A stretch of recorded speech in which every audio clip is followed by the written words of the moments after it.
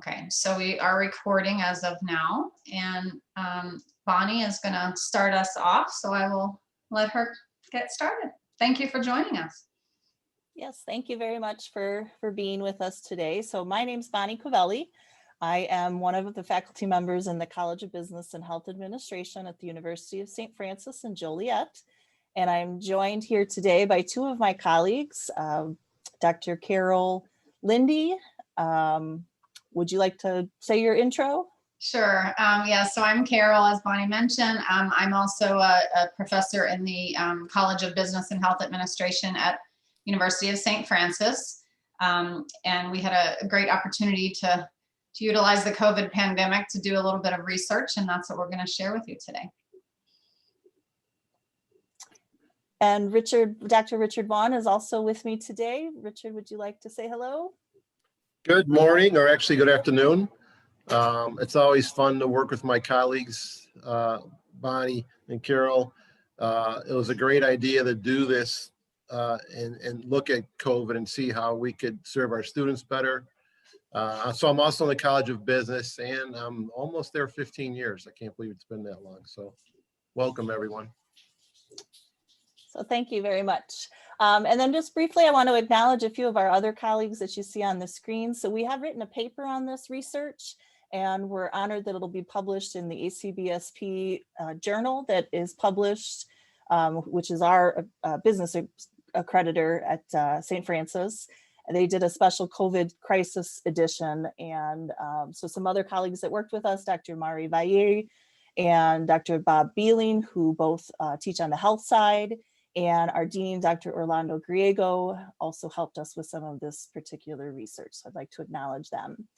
And then real briefly, I wanted to ask you all, I know it's a small group, but one of the things that when we meet face-to-face at conferences like these, we like to network with each other, right? And it's very difficult to do in the virtual setting, but I thought if you wanted to go into the chat and just state your institution, maybe what discipline you are, and if you're open to networking, maybe just say that I'm open to networking, and we can try to find each other on LinkedIn after the conference as a way to at least get a little bit of virtual networking in as we go along. So to start the presentation, obviously this research started in the COVID pandemic. A whole bunch of us got together and we were talking about ways that we could utilize the opportunity to basically take a look at the pre-spring break phenomenon versus the post-spring break phenomenon in terms of what was happening in the learning experience. So Carol, if you could push to the next slide. We all know what happened in the spring. At our institution, the stay-at-home order happened right at spring break. So we had the first 8 weeks of the semester were completed, and we had to do the emergency transition to go to the second 8 weeks of the semester. And a lot of us were having conversations about that pre and post phenomenon, but then a group of us got together and said, you know what? We teach online all the time. And we actually had classes that were scheduled online in the second half of that term. And so there wasn't any change in modality necessarily that was going to occur there. But we started having conversations about, well, our students, though, are going to be facing some challenges. We knew we were going to be facing challenges as instructors, and working at home and all of the things that we had to go through the pandemic. So we thought it might be a good opportunity to ask them some questions and see really what happened in order to help us prepare for the next future of this wonderful pandemic. So as I said, we were already planning to teach online. Those courses for the most part were already asynchronous. And so we wanted to look at the challenges. So we put together this study, and there were 5 of us that got together, and all of us had experience teaching online in the past. So we took 6 of our graduate courses and 6 of our undergraduate courses on both the business and the healthcare administration side. And we added questions to our course evaluations at the end of the term. So the 3 research questions that we looked at, which is the next slide, Carol. Sorry. That's My okay. computer doesn't want to listen to me. There we go. The 3 questions we looked at were, what were the students' biggest challenges during the crisis semester? What could the institution do going forward to help these students, which was a key thought as we got more towards the end of the semester. We realized this wasn't going to be a short-term thing. We didn't know what fall was going to look like, but we certainly knew that something was coming in the future. So we thought, let's ask them what we can do to help them. And then the 3rd question was, what barriers to success did the students experience? And so hopefully we were, hoping that that data would then help us as we went forward. We're going to look at the first 2 questions, but probably the 3rd question if we have time as well, in terms of the results. So finally, how we looked at the data, most of it was qualitative data that we put into SPSS text analysis software. And this was where our dean came in. A big shout out to him for helping us to quickly look at this data and code it through various constructs. And you'll see that in the results that are coming up. So I'm going to turn it over to Carol to talk about some of the results that we found. Okay, thank you, Bonnie. So I'm not sure if any of you have seen this, what we just talked about, this SPSS text analysis software. It's an interesting capability where the students put forth a lot of qualitative comments just on an open-ended question survey, and the text analysis software kind of takes in all of those inputs and sort of looks for themes and common elements and common constructs in the qualitative data. So it's an interesting way to analyze qualitative data. So for our first question, which was at the top there, which were the students' biggest challenges during the crisis semester? So for the most part, these are adult graduate level students. Most of them work and possibly have families, and then also obviously they're also going to school, whether that be one class or more than one class. So during the pandemic, when the stay-at-home order started in Illinois, a lot of people started working from home. Their children, if they had them, started doing school from home. Lots of things going on and transitioning, but yet the course remained the same. So I'll show you the text analysis in a minute, but some of the things that came up is sort of the primary things on people's mind when they were thinking about that concept of biggest challenges was academics and work, right? Those are probably not a big surprise because they are, most of them, again, as I mentioned, are full-time workers. They're employed in some capacity and then also going to school. So that was a somewhat expected outcome.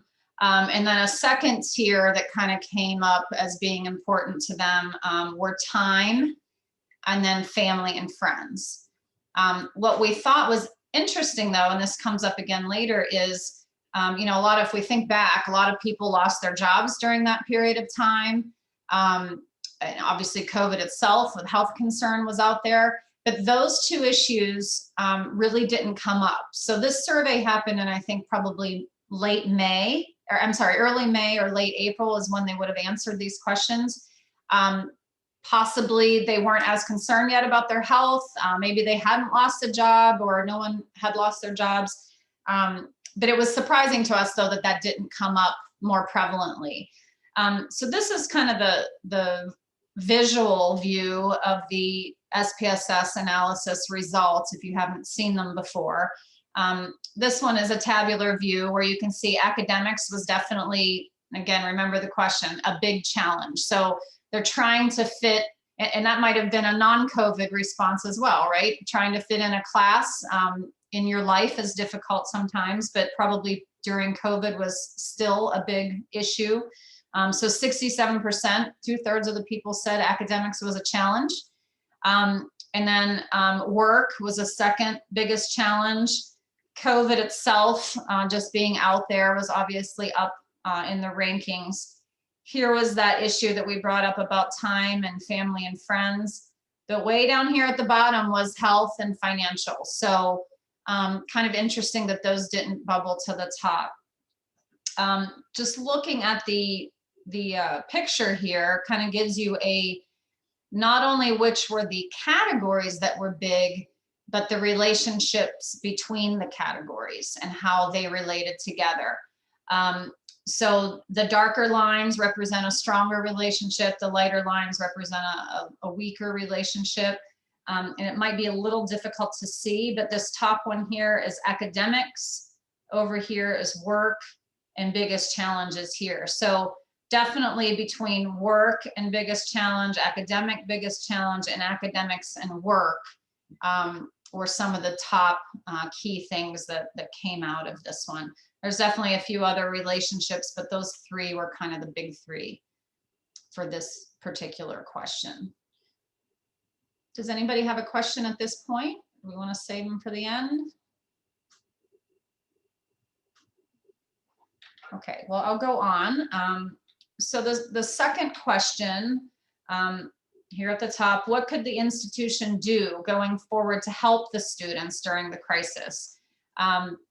So again, we got this data sort of at the end of the semester because that's when we do our course evaluations. So it wasn't something that we could have reacted to necessarily for that semester, but we wanted to learn possibly what the student input was to maybe make adjustments going forward, depending on how long, we didn't know at the time how long COVID would go on, and I guess we still don't know that. But so the big one here was offering some type of health and support as related to academics. So not necessarily saying we need more help and support, but just that idea of support and academics. What we also saw was there was positive, the view of having positive perceptions of the help that they did get. So that made us feel good as an institution, that their academic support was good. The university provided help and support. And then academics with faculty, that's probably understood, obviously, the faculty members, the connection in most part with the university. So kind of the message that we got out of this one was the important role that I think all of us here are faculty, or for the most of us are, the important role that we have directly with the student as the touch point with the student in that area of help and support. We're kind of the face of the university, or at least one of the major faces of the university to these students. So here's the visuals again. So again, what could the institution do going forward to help the students? The first thing was, please just make sure you help me and support me, right? Looking at some of the qualitative comments, we saw things like being flexible. I'm a healthcare worker. I'm working crazy shifts right now. Please let me, maybe turn in an assignment late, or things like that. So again, that relationship with the faculty member. Here's the visual up here. So academics and health and support was definitely the biggest connection. And then the word positive, like I had positive health and help and support. That was another key one. So we took that to mean that we did a reasonably good job at on the fly working with these students and trying to give them the support they needed throughout the semester. And you can see a few of the other things here.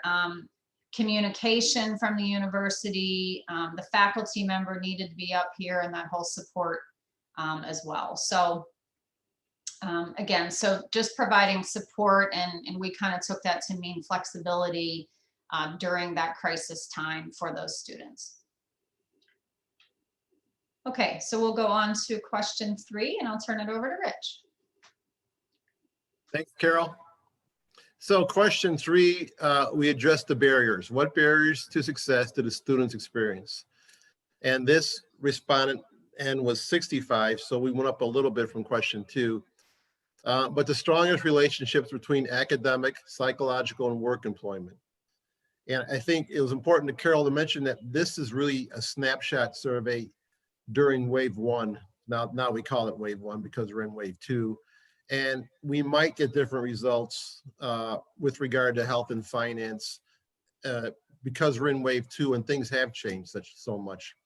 But it's a great shot of where we were at during the first wave and how the students felt we could play a role in supporting them. Academics was tied to positive. And then, as I mentioned again, the health and finance were really low. But again, this is a snapshot of what was happening during the first wave. And that might change in an additional one. You want to go to there's the graphics. Okay, so again, as it was explained, the black bar explains the relationship between psychological, work employment, and academics. If you see the three strong bars there. And then lighter ones going to negative, time, family and friends, and challenges, with health at the bottom. And I think that's probably because the infection rate was still really small then. It might have not been top priority, everybody. I guess we can go to conclusions. Okay, so full semester where COVID issues are still present, we could consider several things. First, I want to thank the team because it was, the focus was on all the students who had to migrate from the classroom to online. And we almost, at least I didn't focus on those asynchronous students that we already had online. So it was nice to look at them because no one goes unaffected by COVID. And even though they were online, they were greatly affected as we went forward. So additional support for students in online courses, which I think we have done a good job in many areas. Our university has a long history with delivering online learning. So we do have a specialty there. And then it always comes down to the faculty being flexible, being present and compassion. I think I've heard a lot about students with bandwidth problems, technology problems, access to the internet problems when mom and dad and everyone is working from home at the same time. There are limitations there. Additional institutional resources like our library, counseling, and all those can add to benefit the student learning. So I think COVID offered a lot of opportunities for us in every institution to really look at how we're delivering online learning and what we can learn about the COVID wave and how we can deliver it even better. Questions from our group here? For myself or Carol or Bonnie? I don't really have a question, but more of just kind of a comment.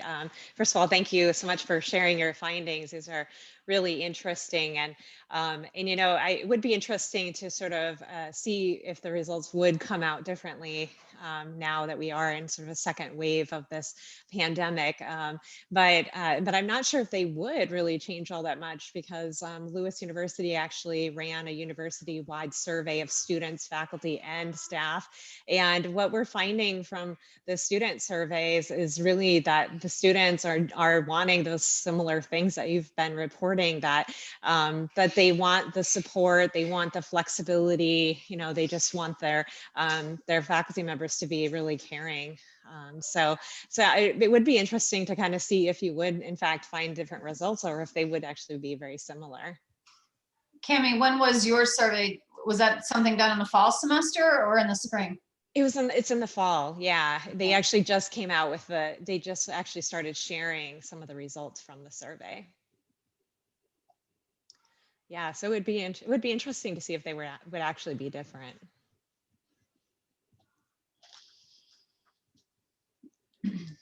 Yeah, I would say, I mean, for me in the classroom still this fall, I'm seeing the same types of things that I saw in the spring when we started this. And actually I taught in the summer that, you know, just the students, adult students in general need that flexibility, I find, but more so lots more requests for extension of deadlines or, you know, or even just sometimes apologies. I'm sorry, but I'm in the hospital and I can't get to this. And so I would say I'm definitely still seeing that. And, you know, as much as we can, supporting and, you know, bringing the compassion of the institution to them is something, at least on the front lines, that I feel is something that I can contribute to the students.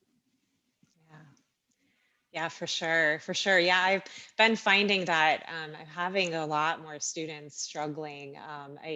I've had a couple of instances already this semester where I've had to kind of pull into it, kind of pull some other help into help, you know, some other resources to kind of help some of my students, because they're really struggling, just, you know, physically, mentally, just everything. And so they're just really overwhelmed. And so I've had to kind of try to get more support for them. And so it's definitely hard, for sure. I completely agree. I think your findings are really affirmative to what we've been seeing as well, you know, both in the classroom, in the synchronous and asynchronous learning environments. Yeah. Thank you for sharing, though. This was really helpful. Oh, good. What school are you from, Ariane? I'm from Aurora University, from the School of Social Work. So we have both the online asynchronous and the traditionally on campus synchronous programs that have been running. So as you were talking, I was writing some notes because I just definitely can understand, you know, it just intuitively makes sense, but also in a lot of the themes of what we're seeing across programs. I think your research does speak to, you know, the impact on for our online students as well. It was great. Yeah, I'm not sure if we said that. This was primarily across business or healthcare management type courses, but it's interesting hearing, especially like yours, a completely different discipline, still maybe seeing some of the same, or suspecting to have some of the same results with your students. Mm-hmm. Yeah. Not sure the discipline matters. Mm-hmm. We're all human, right? Exactly. Yes. Any other questions? Well, thank you all for joining. We appreciate your participation, and glad, hopefully it gave you some insights and was helpful. So thank you. Thank you so much. everyone. All right. Nice to meet you all. Thanks. You as well. Thank you. Good job, team. Thank you. Bye, Rich. Bye, Carol. Bye. Bye. Good job.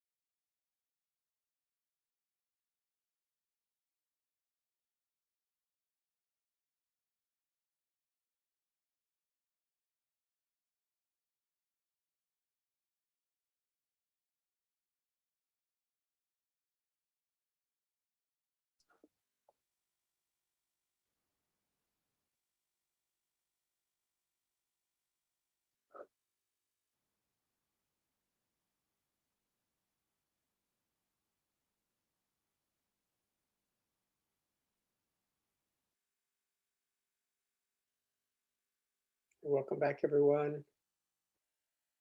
Got about a 5-minute break here. If you need to step away, give Christine a chance to get the breakout room set up. You can see the slide is up for the 2 o'clock session. So start thinking about where you want to go if you're not presenting.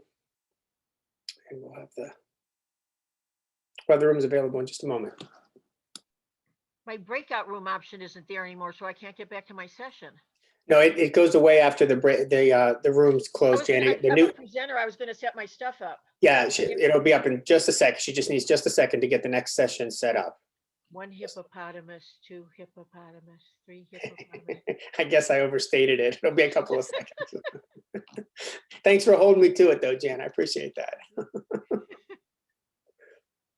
Keep me honest.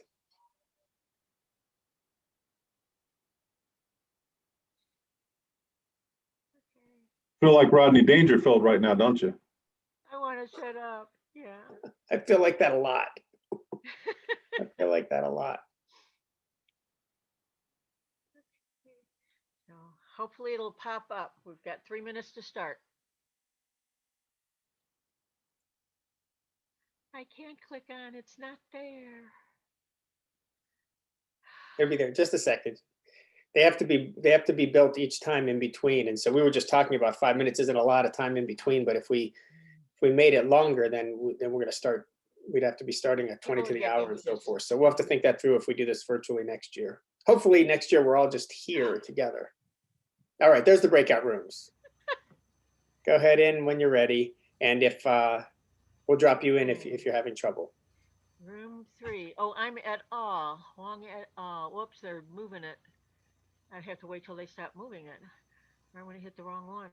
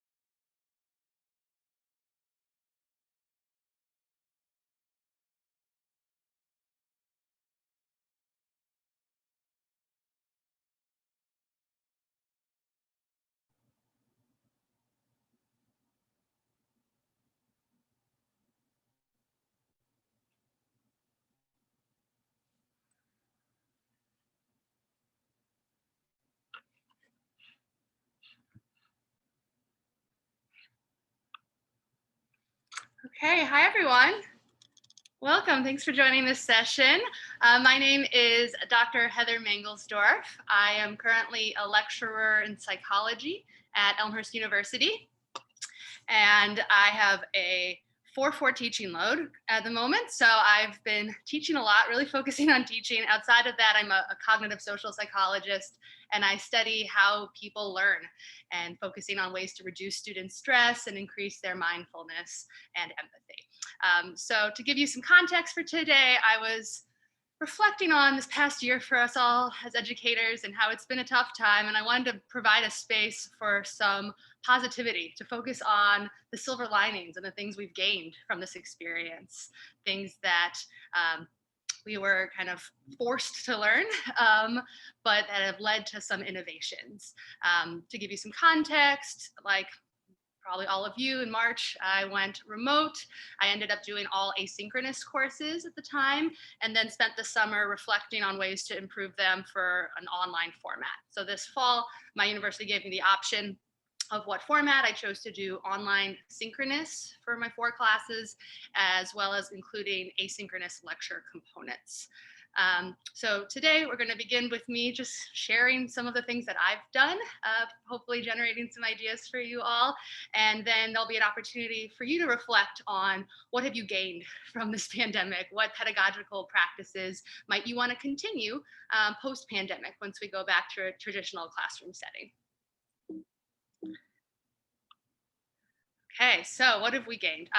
In thinking through the changes I've made in the last 6 months or so, I've identified 4 general categories I wanted to discuss. The first is new opportunities for engaging students and active learning, including new technologies that we've discovered and experimented with. increased compassion for ourselves and our students, and flexibility in some of our course policies. A greater emphasis on students' social emotional needs. So what have we been doing to really focus on that, knowing that social emotional learning is an important component. And then just other professional and personal gains. Okay, so beginning with engagement and active learning. So what I did, and a few of my colleagues I've spoken with as well, have decided to finally flip our classrooms. There's been research for years about how flipped classrooms can be useful for students, but actually being forced to rethink our approaches and switch modalities, at least for me, gave me an opportunity this summer to really think about how might I do that, have the time to be able to actually record lectures and restructure a lot of my assignments. So the way that I've been doing it, and I've been teaching both an introductory course for introductory psychology, as well as a upper level course on research methods. And so the courses differ a bit, but here's some of the similarities. So for both classes, before students come to class, I ask them to read the assigned textbook, reading or empirical article, watch a video lecture I've pre-recorded, and then complete some assignments to make sure that they're actually doing the reading and watching the lectures. So what I do is I create these chapter notes, assignments I call them, that require students to actively read and actively watch the lecture and answer specific questions, also highlighting what are the most important points I want them to take. And then there's also, I have for my introductory course, these embedded quizzes. I've transitioned to an online textbook that has the quizzes that allow students to get multiple attempts until they get all the answers correct. I also use something called Inquisitive for my research methods course, which is nice. It's kind of a gamified environment where you get feedback and students get to rate their confidence on certain topics as they go. So all of that work is to make sure that they're prepared by the time they actually are coming to class, which I'm doing synchronously on Zoom, that students have digested the material and are ready to engage actively, even in this weird online context. So some of the things I've been doing during those Zoom sessions, I've really loved breakout rooms, and reflecting on kind of in what ways are breakout rooms better or worse than in-person small group activities in a traditional classroom. You know, one thing I like is they're faster, right? They save some time instead of getting students to stand up and go to different parts of the room and get together and then come back together, right? It's pretty quick, as well as increasing diversity and inclusion. I think normally in a traditional classroom, sometimes it's hard to get students to work with people that they don't already know, or to talk to someone new. If you just say, you know, grab a partner and do a think, pair, share. And so this way, through randomizing the groups, students really get to know every person in the class, which wasn't always the case when I had in-person classes. I also think that we can reflect on the role of the chat in Zoom or Collaborate or Microsoft Teams or whatever platform you've been using. This is something I've been thinking about how to incorporate when we go back into the normal classroom, that some students don't feel comfortable speaking up with questions, but I find a lot of students will post questions in the chat and will engage with each other in that way. And I'm able to lecture or focus on certain content while they're simultaneously engaging and asking questions in that platform. Zoom polls are great, right, for immediate feedback. Padlet is a technology that I've tried out. We're actually going to do an activity together at the end using Padlet. It's a collaborative website where students, it's like a virtual bulletin board. So when I put people into breakout rooms to give them guidance on something to actually do, make sure that they're working besides just from jumping around within each group, they can, as a class, create this document together. Similarly, Google Docs or collaborative Word docs I've used for some activities during those Zoom sessions, again, so that there's an output that they have to make while they're in those rooms. Socrative is another technology that I like. If you haven't tried, it's kind of similar to Kahoot. For real life feedback, where we can review questions together as a class and see how many people got each one correct. And then I've added also a component to have student-led review games. So students get the choice of what kind of creative game they want to create. We do this, we have an entire Zoom session before each of the 6 unit exams within both of my courses. And so once per semester, students create a review game on particular content. Most of them choose Kahoot. I've seen some fun Jeopardy games, some crossword puzzles. And then at the end of the Zoom sessions, I created these participation self-assessment forms using the Blackboard test feature. So it automatically scores it very quickly. I used to do in-person like exit tickets or minute papers at the end of class, where I'd give them slips of paper and they would anonymously reflect on the most important or interesting thing they learned that day, and if they have any further questions or what was the muddiest point. And I basically just made that electronic now, which honestly saves time for me grading, saves paper as well, and just gives students a chance to kind of take their own attendance. So they'll tell me in these forms, it takes a couple seconds. They just log on to Blackboard. For each class, there's a form. They say, did they arrive on time? Did they fully participate? And then what was the most interesting point? And then if there's a space for feedback for me or future questions. Another thing I was reflecting that's nice about this semester is that I've been recording all of my lectures and then also these Zoom sessions for students who weren't able to attend a certain day.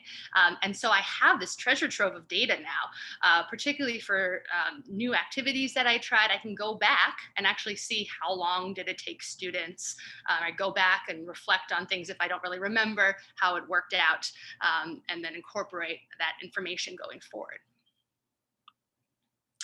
I've also given students an increased choice on their assignments. So in intro psych, at the end of each of our units, I give them 3 or 4 options and they pick one as a way to reflect on the material and dive deeper into one of the concepts that they liked the most, which also has been shown to increase engagement. And then one thing to think about with all of this online learning that I struggled with at first is students were very nervous about online learning, right? Their ability to be a self-regulated learner and manage their time and organization. And so something I've added that I think I'll keep after this all is over is a whole unit the first week of the course with tips for time management and organization.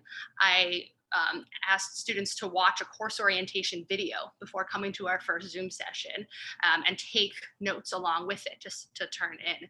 And one of the questions was, after I talked about Google Calendar and to-do lists, was to actually come up with their own plan for how are they going to be organized and manage their time during the semester. And I've also spaced out some of the larger assignments to help them with that. I spent part of that first video teaching them about the cognitive psychology of learning and cramming and retrieval practice, some of the topics we learned about earlier this morning at the conference, and students really just focusing more on those study tips, which are always important, but I feel like in this online environment and these stressful times, students particularly appreciate it. Also providing them a bunch of resources on how to be a successful online learner through our Blackboard page. And as I mentioned, I think having everything electronic has made it a bit easier as a professor. Exams, being able to grade them through Blackboard, where I previously had done it on paper. So that's just one other kind of interesting thing I'm thinking about when we return to the normal world, if I will continue having some of these assignments and assessments purely electronically. Okay, then moving on to the second domain, compassion and flexibility. So I will speak for myself here, but this has been a time to really think about what our students are experiencing. I know in the spring, I reached out, I gave them multiple surveys to get a sense of what was going on for them. How had their lives changed because of COVID, whether it be increased caretaking responsibilities or changing work shifts and financial instability, or just general stress about the uncertainty that's going on right now. And so from listening to students, I really reflected on how can I edit some of my course policies to fit this unique time. But I think some of that has been good for me, that I might actually keep some of that flexibility post-pandemic. And then also increased compassion for ourselves, right? A lot of us, myself, I had never taught online before this year. I'm only in my third year of full-time teaching to begin with, but I think even for more experienced teachers, this has allowed us to have some additional humility, right? Trying new technologies, trying changes in our courses that maybe we've been teaching a certain way for years, and having that self-compassion and that humanity that we show to students, I think they appreciate. Okay. So one specific thing I did with this in mind was I allow students to make up participation points. So if I don't take attendance anymore, I have students to take their own attendance at the end and grade their level of participation. But if they can't come because something in the world is happening, or they need a mental health day, I allow them to make up the points by filling out answers to the in-class activities that we do. So I mentioned there's a chapter notes assignment I give everyone while they're doing the reading and watching the lectures. And at the bottom of that, I have an in-class participation section. So all students can take a peek and see a preview of what we'll be doing during the live synchronous Zoom session. And if you miss it, you just do the activities or answer the question prompts or fill out the surveys yourself and email it to me. And then I give them the makeup points. And then for those who do come to every class, I now give extra credit for perfect attendance. I've also adjusted my lateness policy. I used to be kind of strict in terms of deadlines, and at least this semester, I'm letting anyone who needs an extension have it. No questions asked, they just have to let me know in advance. And a lot of students have taken advantage of that, but maybe not as many as you would think, right? I was a little worried, deadlines are important for helping students manage their time and space out the work and not get behind. But most students have really stuck to it and have only needed the extensions here or there, and have been respectful about asking for that. But it was nice, I thought, to let everyone know they had that option, as opposed to issues in the past with equity, where some students, particularly first generation college students, might not realize they have the agency to be able to ask for that kind of flexibility or extension. So now everyone gets that opportunity. I've also been rethinking the way I grade. Because of this flexibility, given students opportunities to edit and return in assignments that they were proud of. And I think in the future, I've been gradually moving more towards what's called specifications grading. For those of you who've never heard of it before, it's basically grading assignments off based on not turned in, getting there, or meeting the criteria I'm looking for. So that takes a little stress off, and again, gives people the chance to revise and focuses more on the end product of the learning. And then when we talk about flexibility, I think we can all just celebrate that we've all become more flexible cognitively, right? We've become better at improvising and more resilient with our teaching practices. And I think our students have also gained that resiliency through dealing with this challenging time.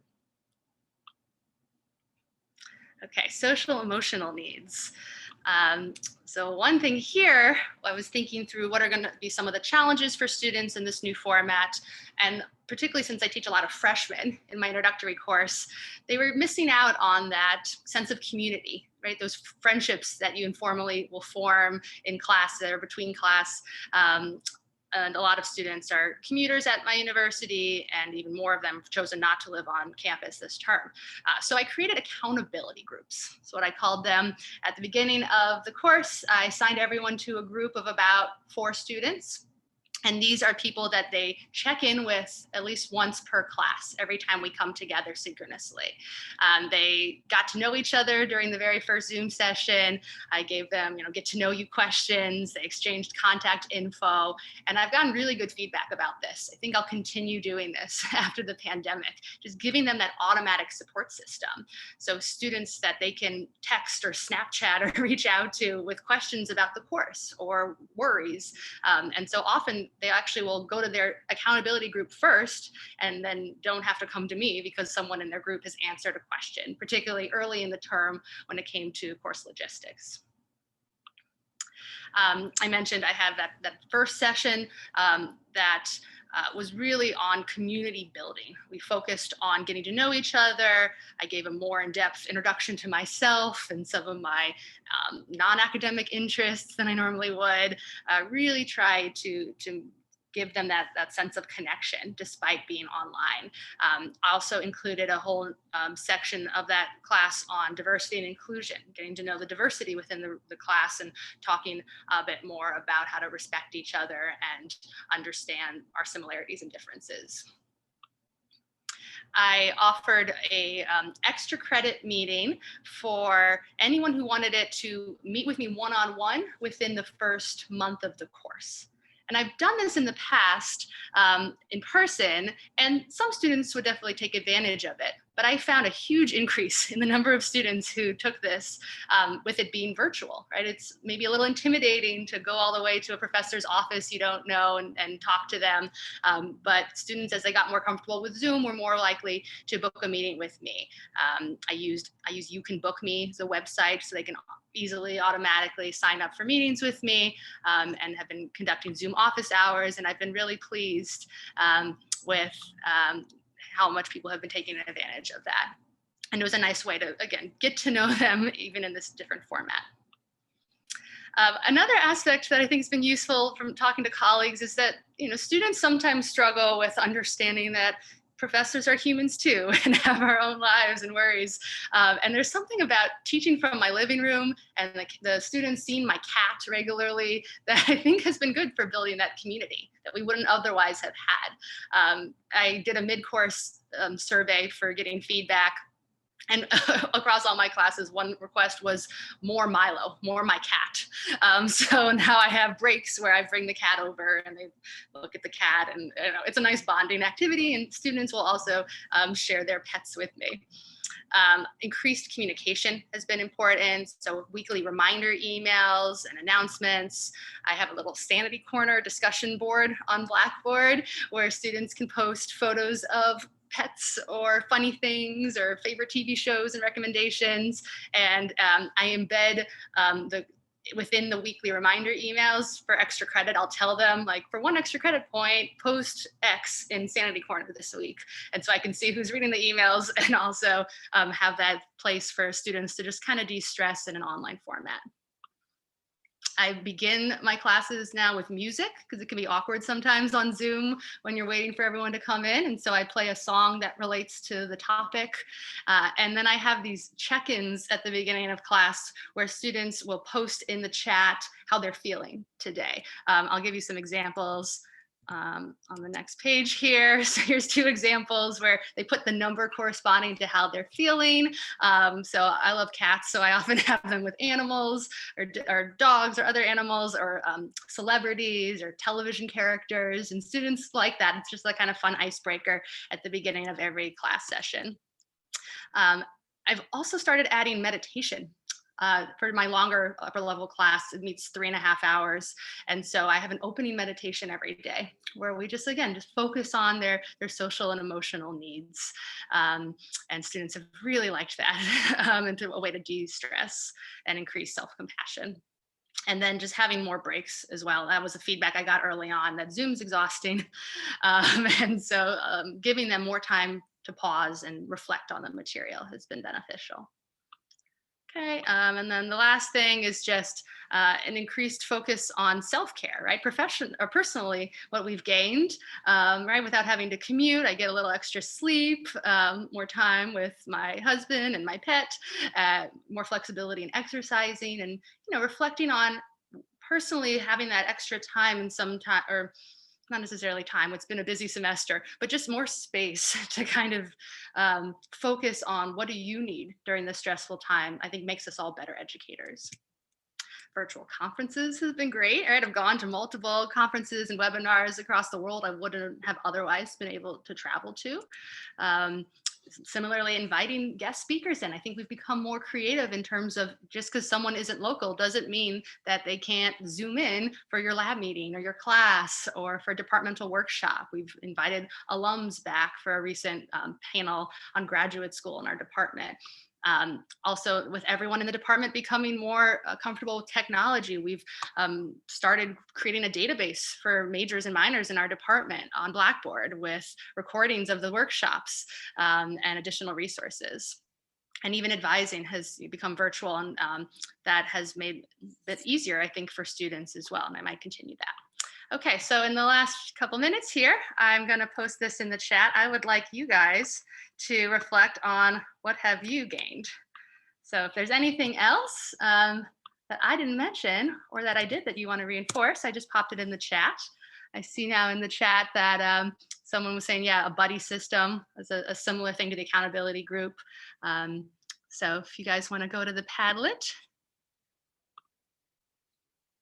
I'll open up it here, and you can see you just add to whatever column anything that you want to reflect on for the next few minutes. And feel free to post any questions in the chat or speak up if there's anything you want me to talk more about.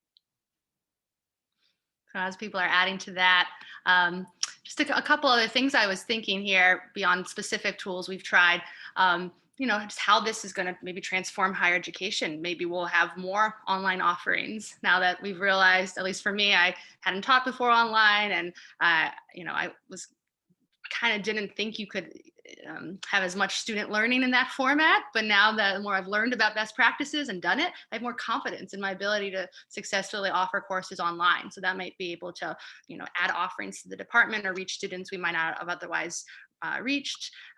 Thinking about ways to incorporate technology when we go back to in-person classrooms, right? Maybe having students have bringing in a technological device, and so that we can in real time also use technology in a similar way. And same thing with attendance policies, right? Maybe if someone's out of town, now that people are more comfortable with hybrid or the high flex option, allowing students to zoom in to the class if they can't make it otherwise, or recording lectures or recording the Zoom sessions. So I see there's 20 minutes left, but thank you all for attending. And I hope you continue this process of reflecting about the pedagogical choices you've made recently and what you'll continue going forward.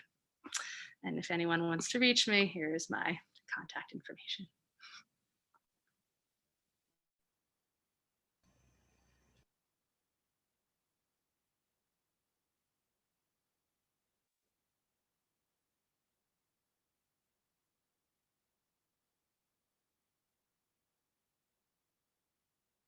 Welcome back, everyone.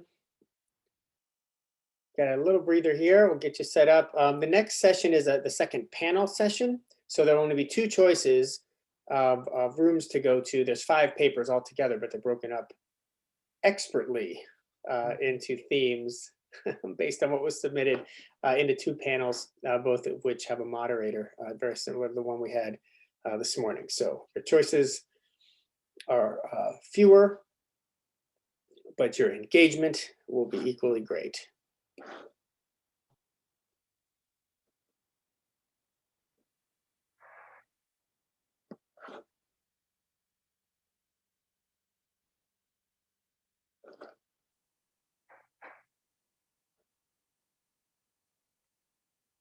Thank you. I see Ann Grogel. Thank you for celebrating Christine's hard work, especially for weeks. And then, of course, in these 5-minute intervals, it's even more so.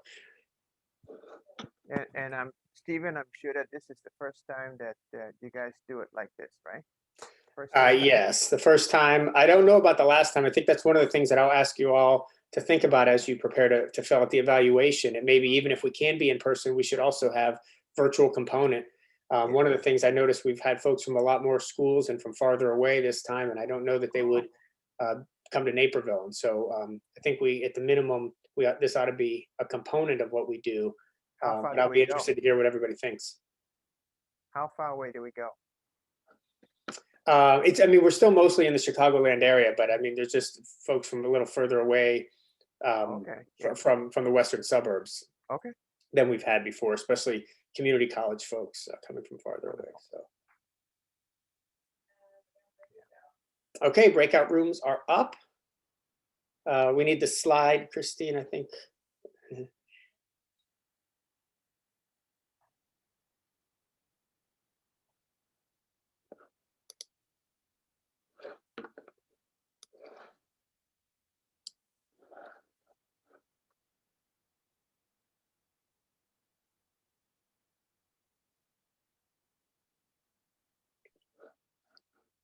Okay, great.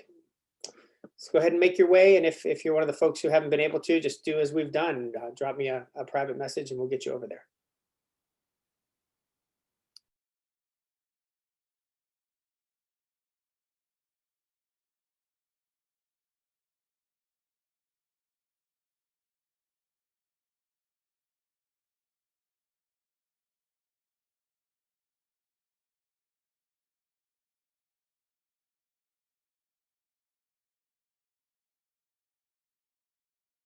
If you two want to go a different order, that is my stuff up completely- then, okay? Okay. All right. We have a couple minutes until 2:30, so if you want to wait a moment, just get folks in.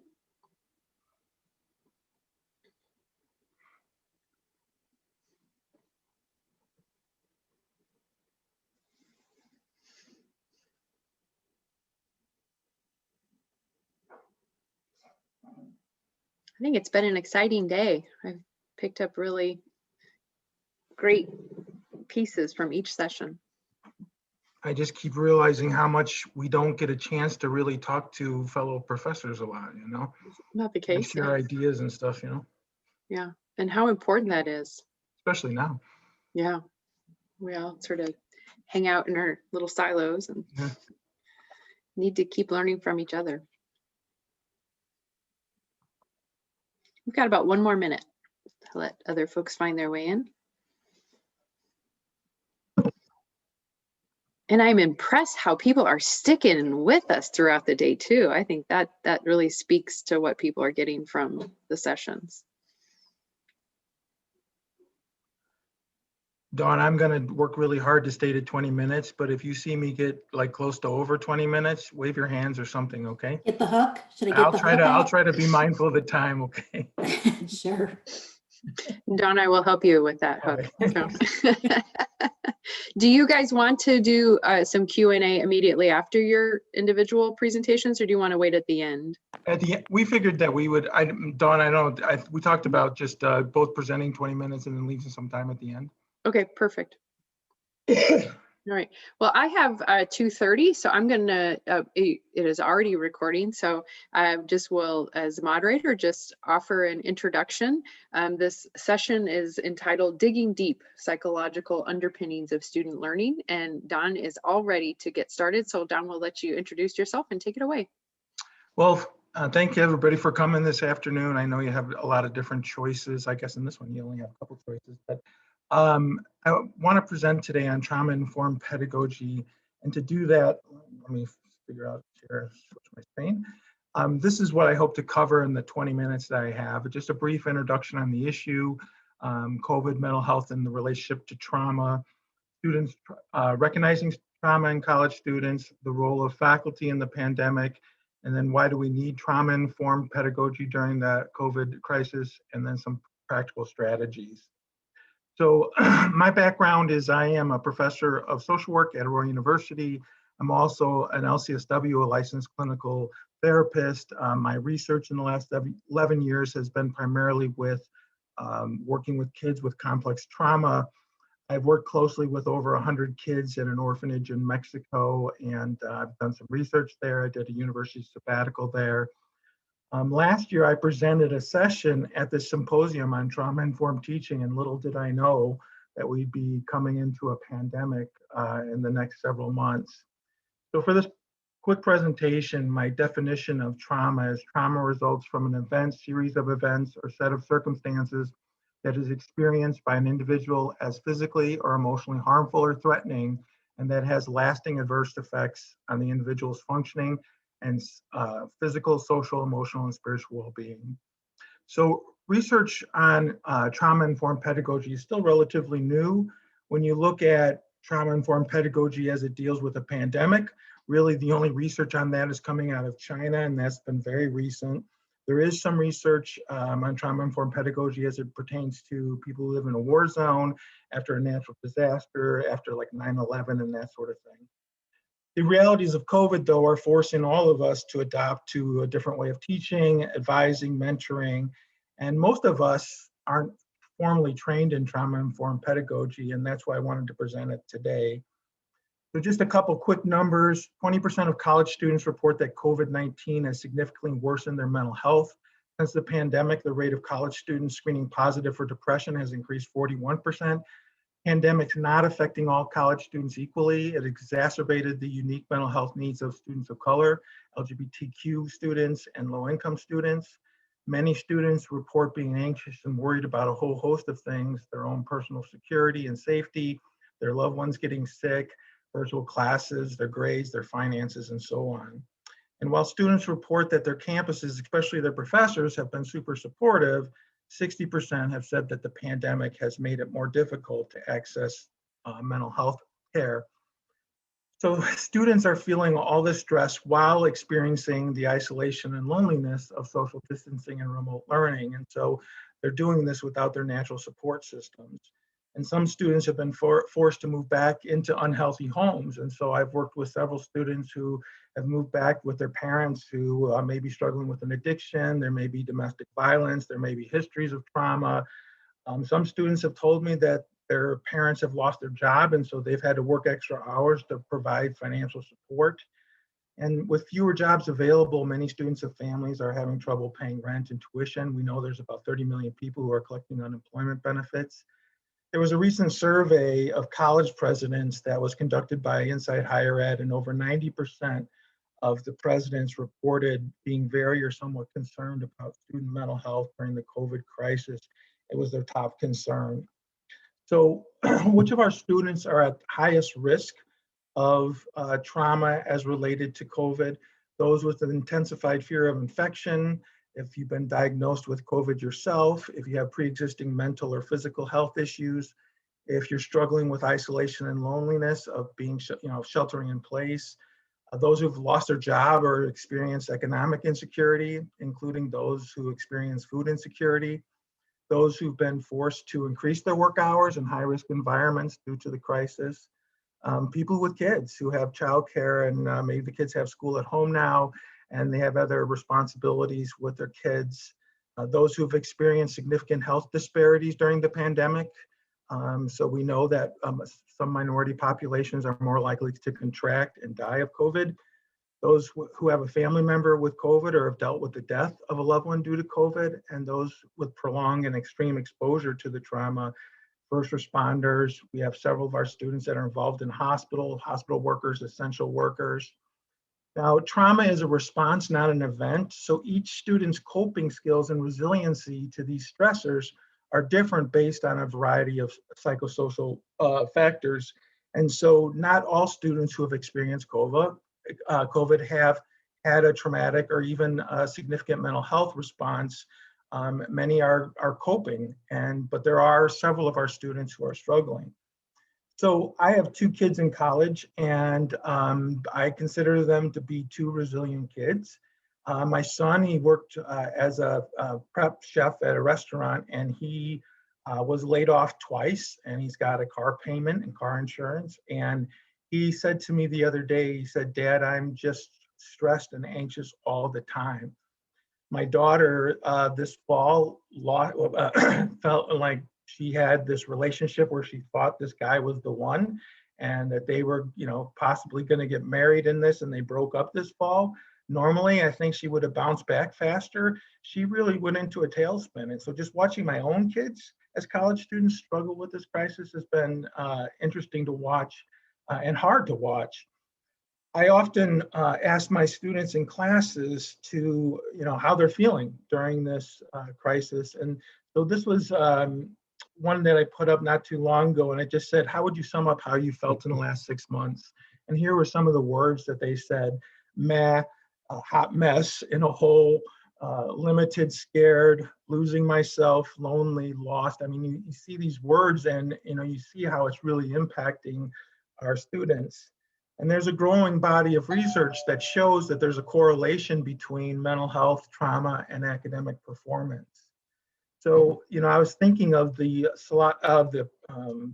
keynote speaker today when she was talking about how much stuff we put on slides. So I apologize, but I'm not going to read all these, but these are possible signs of COVID, possible signs of students who are struggling because of COVID. And it could be difficulty focusing, turning off the camera, pointing the camera up on Zoom, missing a lot of classes, additional anxiety about deadlines, lack of motivation. All of these could be signs. They don't have to be, but could be signs that our students are struggling with the trauma of COVID. So as faculty members, I think it's also important to realize that we have been facing our own additional personal and professional stress, and oftentimes we minimize that. Many of us have been forced to change our courses on the fly. We've had to learn new skills and technology.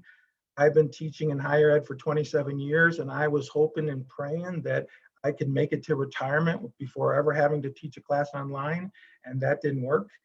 We all have our own personal stressors. We have people in our own house that have struggled with COVID or economic hardship.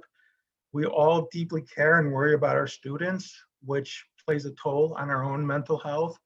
The pandemic has created the shared human experience of this uncertainty or isolation and hardship. And I don't think it serves anybody well to pretend that we're somehow teacher bots with no emotions, and which I think sometimes professors feel like they have to be. So reducing professional isolation during this time is critical, and that's why this conference is so nice. We need to see and talk to others that are struggling with the same issues.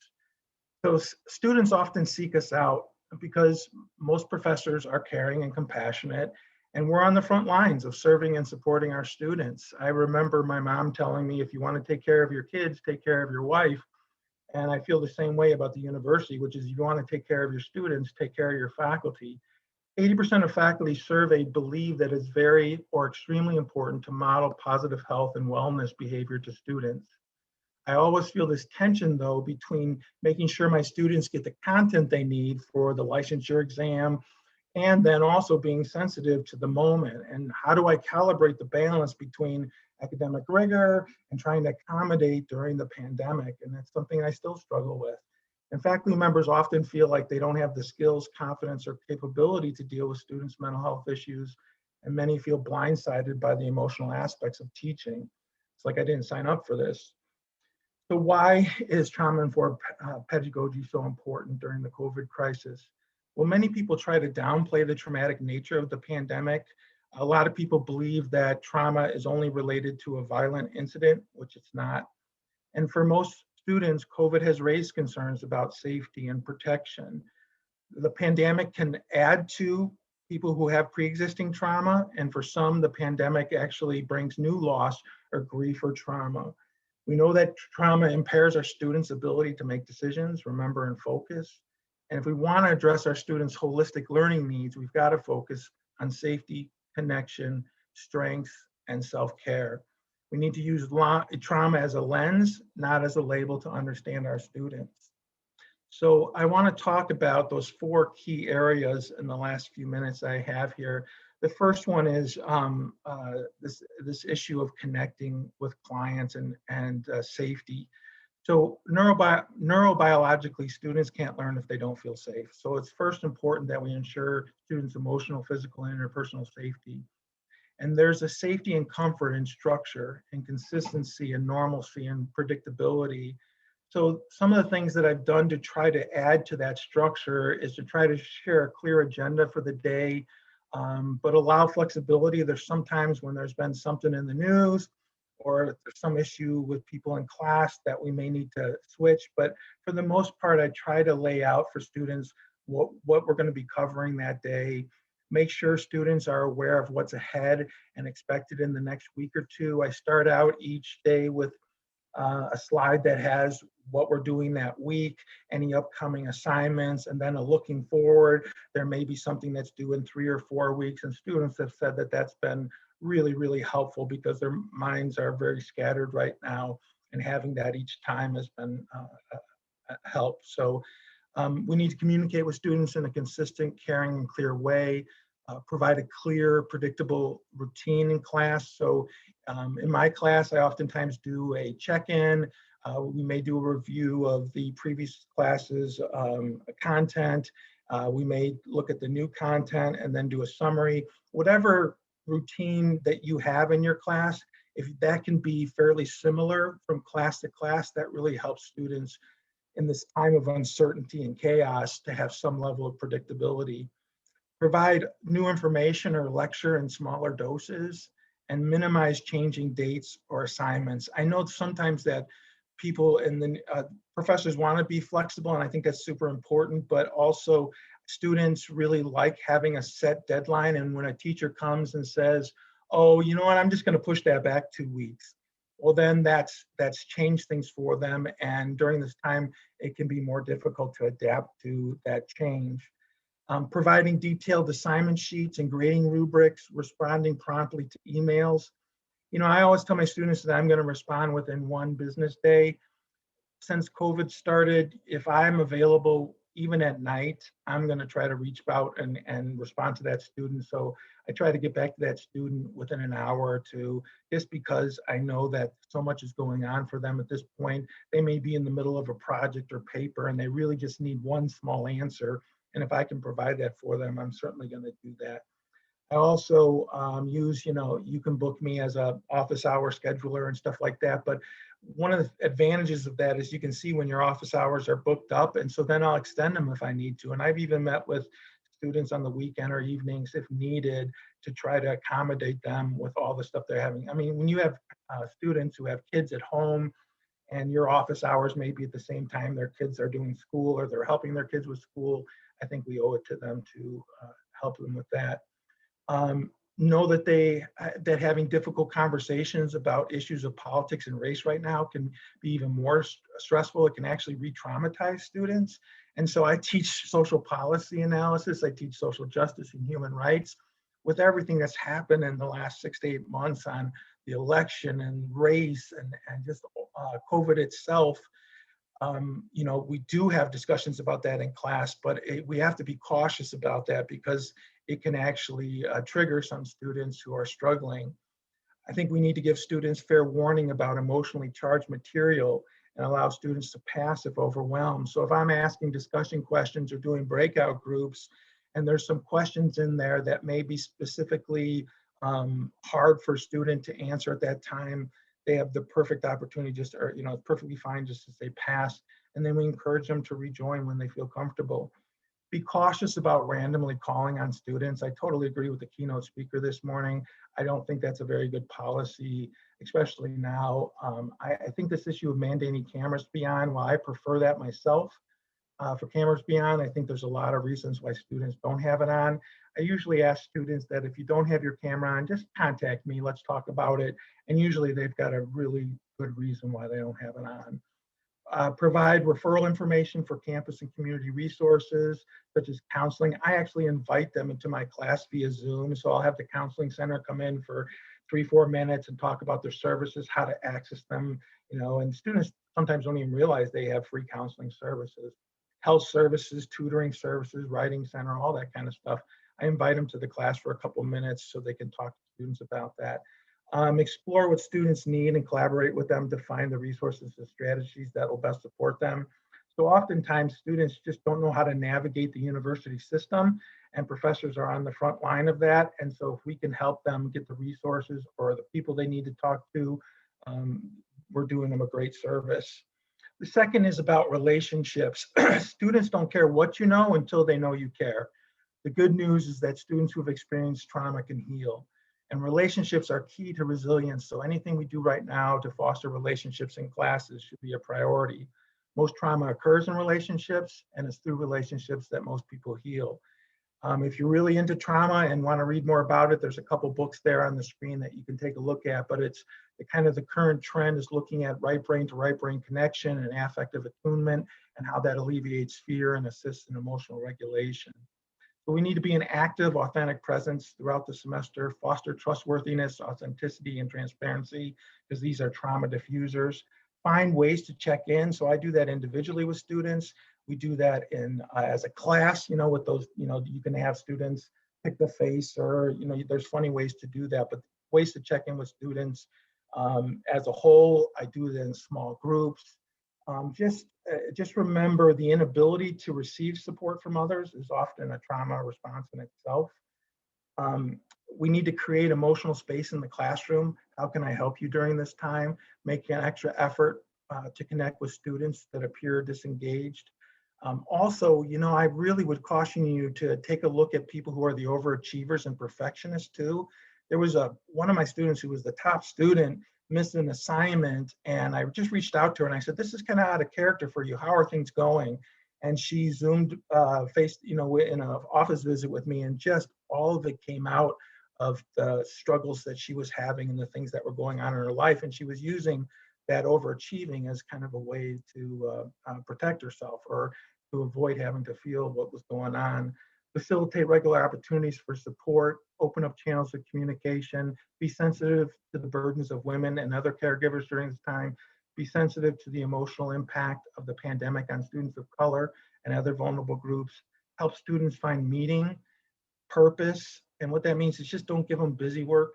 Make sure that the assignments you're giving them, have a connection to their life and their futures. I know I'm running out of time here. So in the last minute here, I'll just talk about these last two, which is strengths. We need to empower students through shared decision-making and authentic choices. I want to caution you though from giving students too many choices, because that can be just as dangerous. So there's a balance between rigidity and flexibility. So I try to give them a range of choices about the materials they're using, homework assignments, option for papers, discussion topics, all that kind of stuff.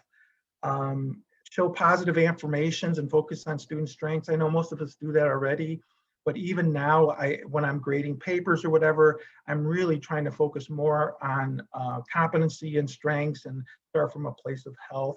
I try to use low risk assignments so that, or ungraded drafts of papers and stuff so that they can reduce that feel of failure if they're struggling with something.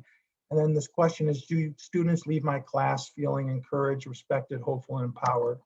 And the last slide I'll share with you is this is just education and self-care, which is we need to learn about the impact of the pandemic on our students' mental health. We need to try to do that from reliable sources. When you adopt a trauma-informed pedagogy, you approach a student's behavior with openness and curiosity. And where there's an issue or problem, and you need to ask or be curious and seek clarification, don't assume, try to find out what is going on for that student. Be cautious that you're not opening doors to areas you're not qualified or able to spend time in. So a student may come to you during office hours and just dump this stuff on you, and there's a big part of you that wants to listen, but I think it's important that we stay in our lanes, understand our boundaries, and refer students and get them to the place where they need to be. Teaching about trauma to students is different than trauma-informed pedagogy, and trauma in our students' lives can take an emotional and physical toll on us as well.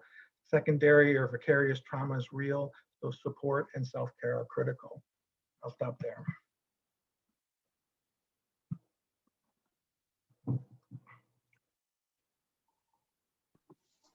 Well, I will pick it up from there. Thank you, Don. That was great. I am going to switch a little bit, though I hear some of the same things in Don's presentation.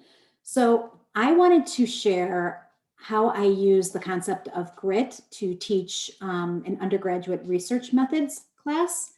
So I'm going to share my experience, and I hope that there's something in this that's helpful to you. Okay, I'll start off with what is grit. So I learned about grit listening to NPR one day. I heard the author of this book, Angela Duckworth, talk about her work. She had been trying to kind of figure out what made some people more successful than others. And she was looking at things like West Point cadets and Chicago public school teachers and who remained in the classroom and who left during the year. And what she kept finding was that, controlled for all different kinds of variables like gender, income, race. One characteristic kept kind of showing up, and it was this concept of grit. And she's defining grit as a combination of passion and perseverance directed towards achieving a long-term goal. Very closely associated with Carol Dweck's idea of growth mindset being the belief that you have the ability to improve your skills through your own effort. So my niece, who's in 3rd grade, is her school, her teacher does the power of yet. So it's this idea that I can't do it now, but eventually I can, right?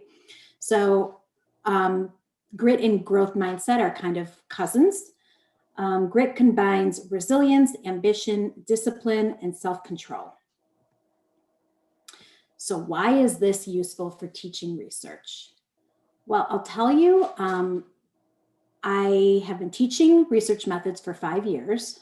The first 2 years, I let students come in and kind of choose whatever they wanted to do their research project on. And what I was realizing is we would get to week 5, 6, 7, and students would still be struggling with what do I want to ask? What do I do? And I'd get questions like, good questions, but not maybe great research questions. Things like, what causes depression? Or, why do people procrastinate? Interesting questions, but not exactly kind of researchy questions. So I realized that at the undergraduate level, I don't think students don't have enough experience sometimes to know what to ask. So I thought maybe if I could give them a factor, they could find a way to make use of that with their population or with other things that maybe they're interested in.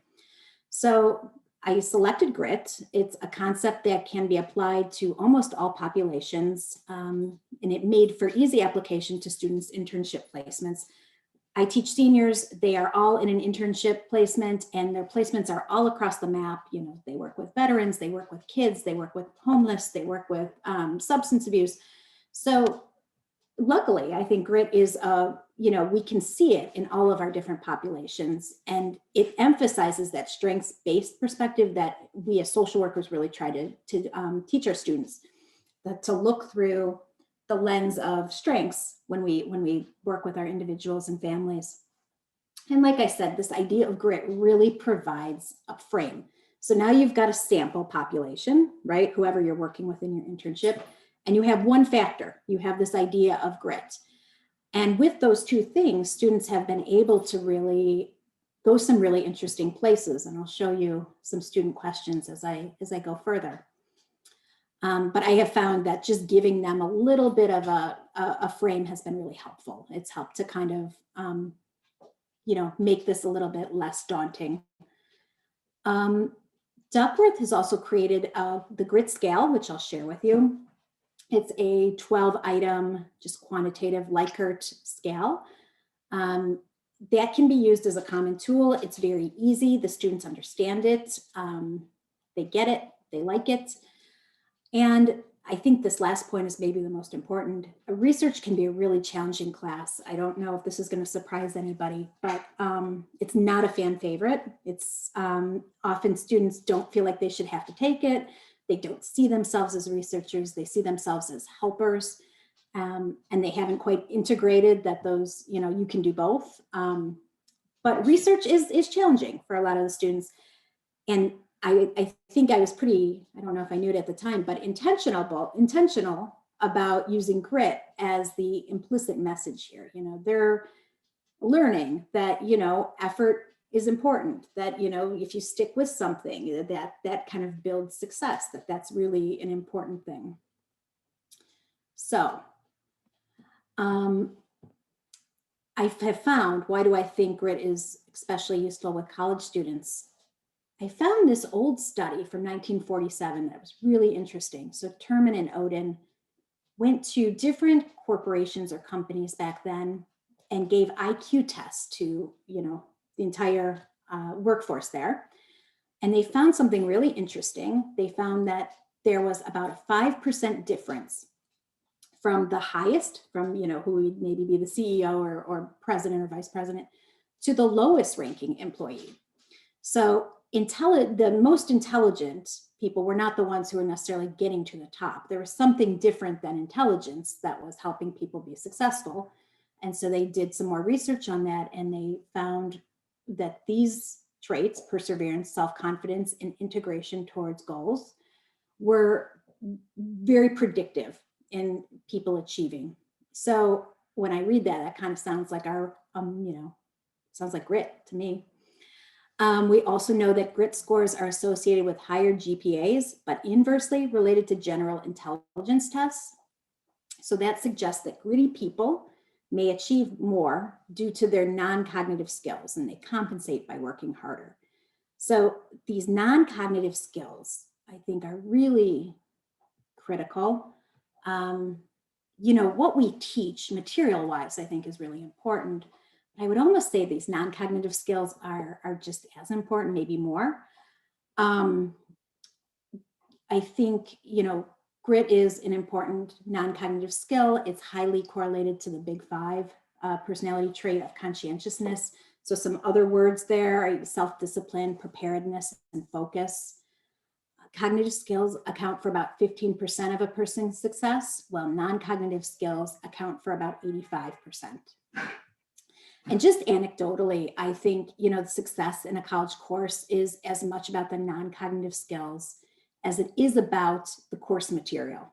So those non-cognitive skills of grit, of time management, of organization, communication, ability to collaborate, self-regulation. So I think the more that we can help our students develop these non-cognitive skills, the better prepared they are to go out and be successful. I talk to my friends who are in the field, they never say, when they're frustrated with new grads or interns, they never say it's a performance issue, they're not good at their job.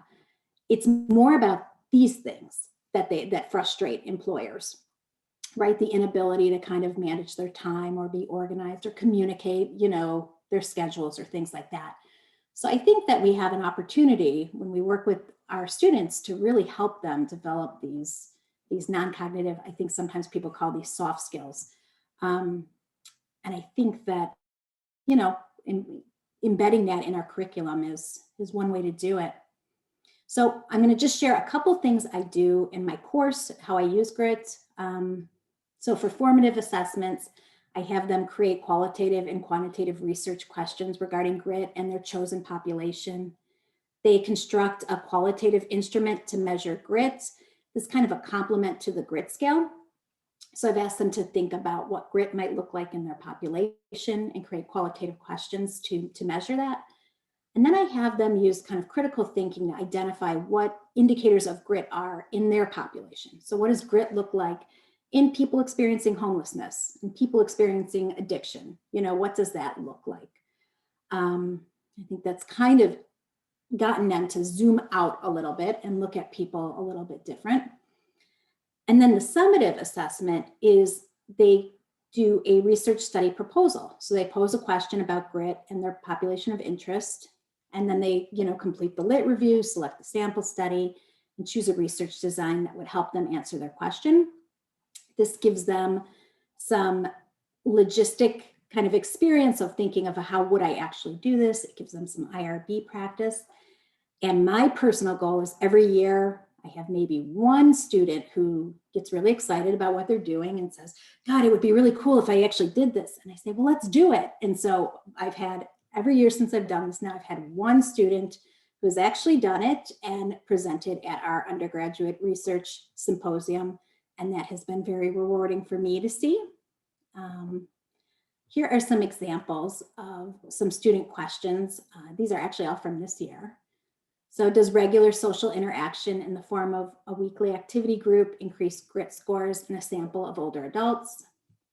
What is the relationship between grit score and length of recovery in a sample of women experiencing substance abuse disorders? And what impact would a weekly grit group have on the attendance rate of middle school students who demonstrate school avoidance? So you can see the application to different populations and kind of, looking at behaviors and indicators of grit. I want to, if we just have 1 minute, I'll show you what the grit scale looks like. Let me see here if I can do it. I'm challenging my skills here.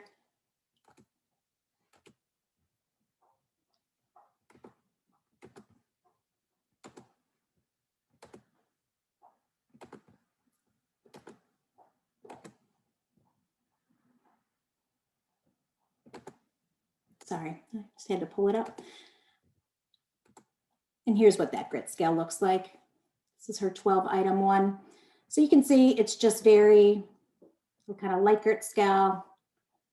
If you go to Angela Duckworth's website, she shares all of her research. She makes this research tool available for educators to use for free. She wants people to be using this.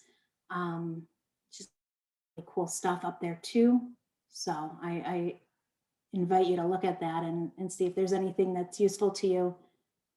But I have found this to be really helpful, and it has made my life as a research teacher much easier. Okay, that's what I got for you. Wow, Dawn, you only went 12 minutes or 13 minutes. I had an extra 5 there. Oh, that's all right. Well, I guess we should open it up now for questions or comments or things that people would like to share.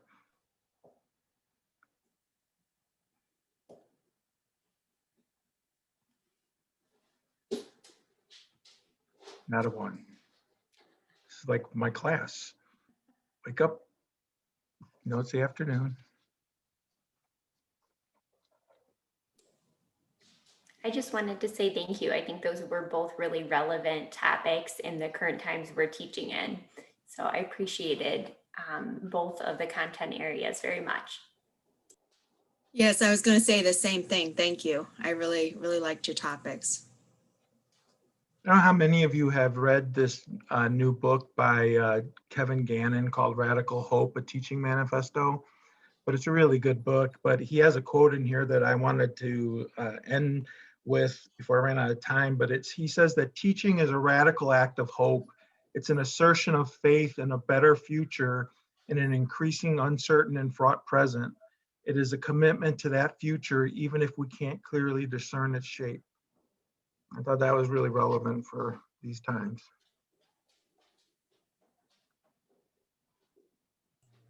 So well, let me ask you a question then. Are other people seeing students who are struggling with either mental health or trauma in their classes, and how are you dealing with it?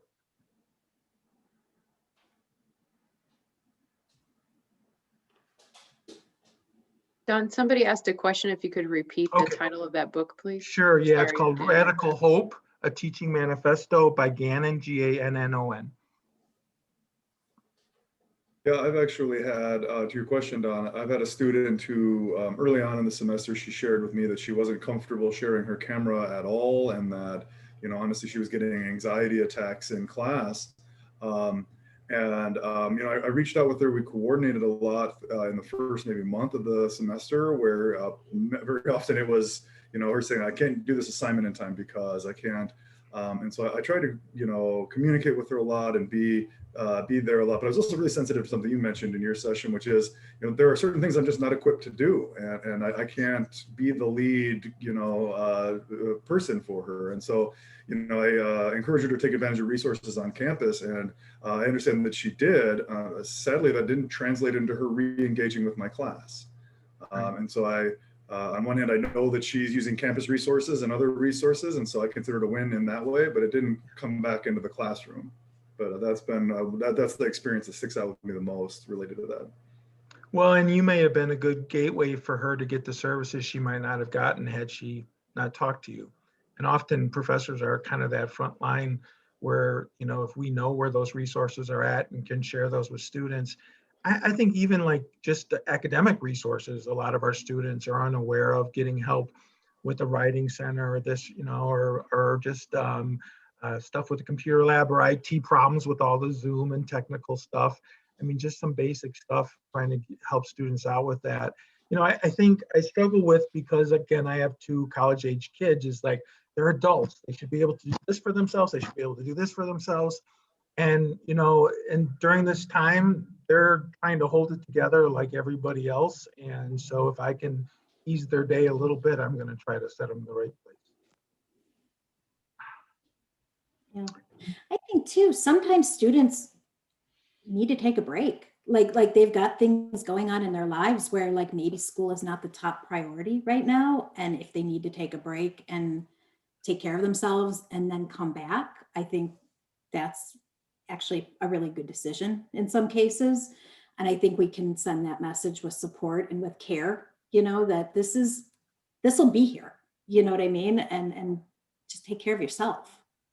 Or it's really black and white where they say either I have to do all of this or I can't do any of this. And it's like, well, you know, you could reduce your class load. Maybe you could work some less hours. You could try this. You know, there's a lot of steps between all or nothing kind of thing.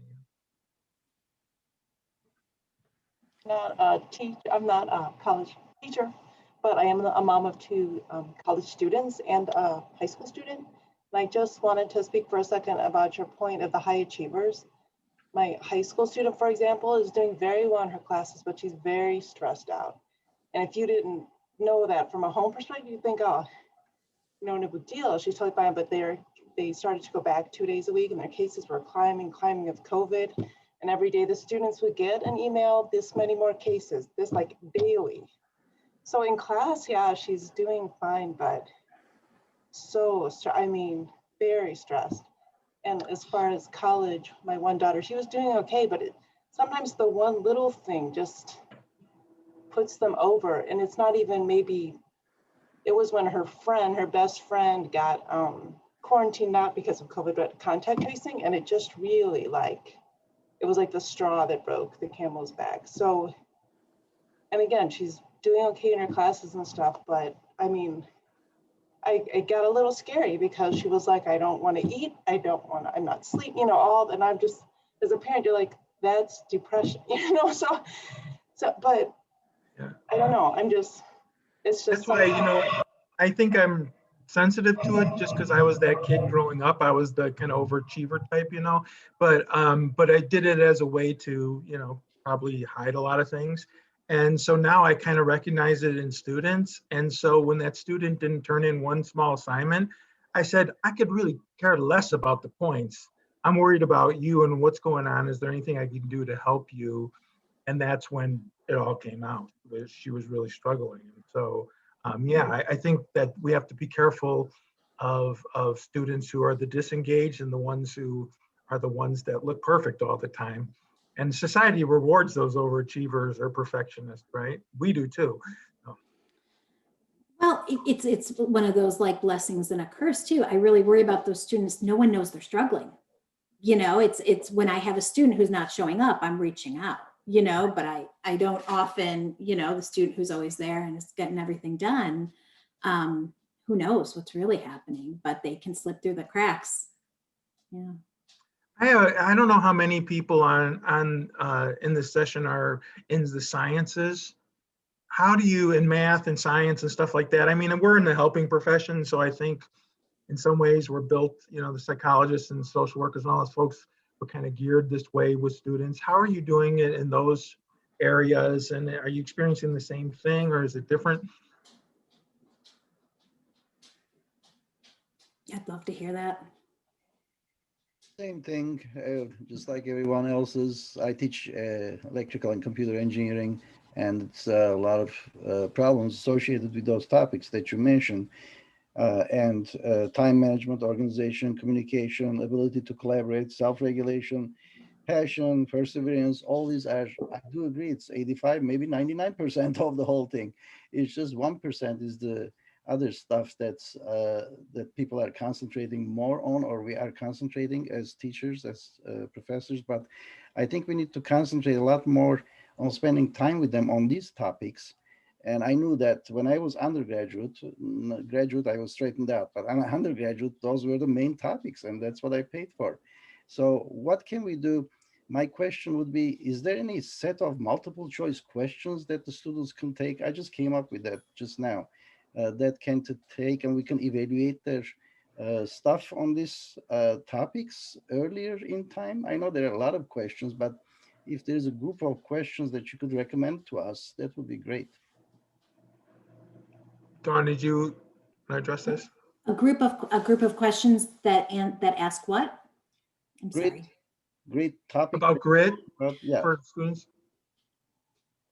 There is the grit scale. Are you looking to, as an instructor, help students develop that? Is that your goal?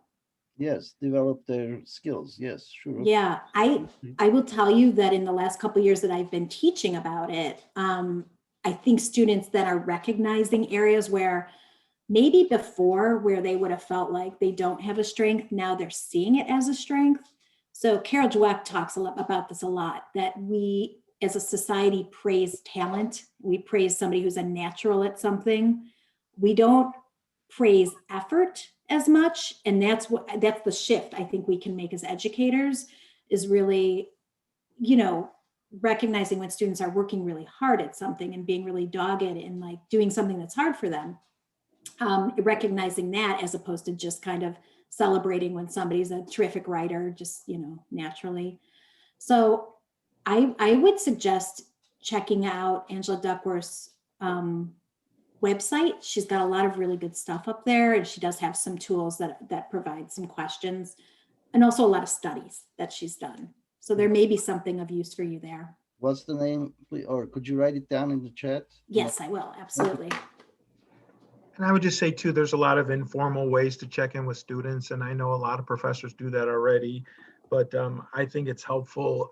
I think if you have students send stuff to you individually, sometimes you get information that you wouldn't get on chat or, via Zoom.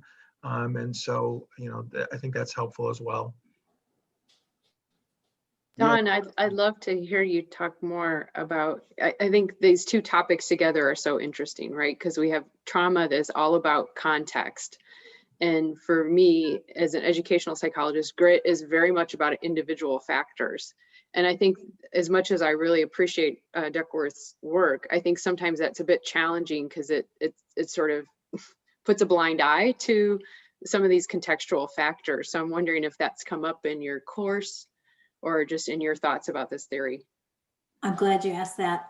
So I have them read actually a number of articles about grit. And one of them is I think a very valid critique of it. It's called There's Still That Window That's Open. And it's a qualitative article. It talks about a young man who's trying to work his way through like an alternative high school system. And what that article points out is that grit is when we are facing systemic barriers, when there's just the student, schools that don't fit students, and we're not kind of taking students' realities into account. It doesn't matter how gritty they are. It's really, and it's kind of gets into that whole like merit of, myth of the meritocracy, where if you're good enough, you'll achieve, but people shouldn't have to, be excellent to be able to, get through high school. So I think that both of those things are really important. I do think that grit is important, but I do think that we can't lose sight of larger kind of institutional biases or problems that exist. We can, kind of address both, I think. I think when I first started, Nicole, I really underestimated the importance of the student-professor relationship. And I thought if I was just a great lecturer or this or that would really, make a difference with students. And it was much more about the relationship. And now in the last decade, I'm learning a lot more about the neuroscience of that and why that's important. And I think that especially during this pandemic, that is maybe the most critical thing, is the nature of that relationship, the holding environment, the safety, the predictability, the connection, the compassion, all of that stuff makes or breaks it for a lot of students. One thing I'd like to add there is, as a professor who tries to check in on students, but I have about 100 students right now. Compassion fatigue is real. Right. So as professors, we also have to focus on self-care, as you mentioned, and sometimes it can be hard to be following in with all the students and making sure we're on top of it. So something for us to focus on as well.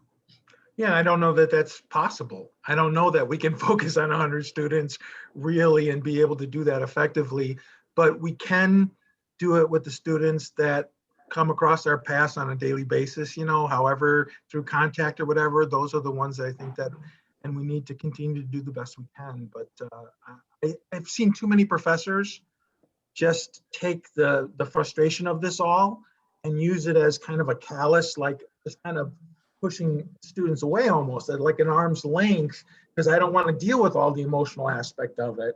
And I think that's scary to me a little bit. And then part of it is, if you're not in touch with that yourself, how the pandemic's impacting you, what it means for you and your family, what it could mean for your students, I imagine that would be harder to do. And I get pretty task focused. And so like our students have to pass the licensure exam. So it's like, I got to cover this, and I got to just say, whoa, wait a minute. This is way more important in this moment in time than making sure they get this, and this. And I'll figure out a way to cover what I need to cover. I think, sorry, are we out of time? I don't know if we're out of Go ahead, time. Ruby. I think we at least have a minute, because the minutes thing hasn't come up yet. Okay, yeah, I just, Don, you asked earlier for science folks, how we deal with this, and, and I teach anatomy physiology. And so I think it takes first couple of weeks. I always see myself, I can't directly get to content. It takes me a couple of weeks to just set up that ease, that report, just sort of a Don's point, like, yes, you can do it.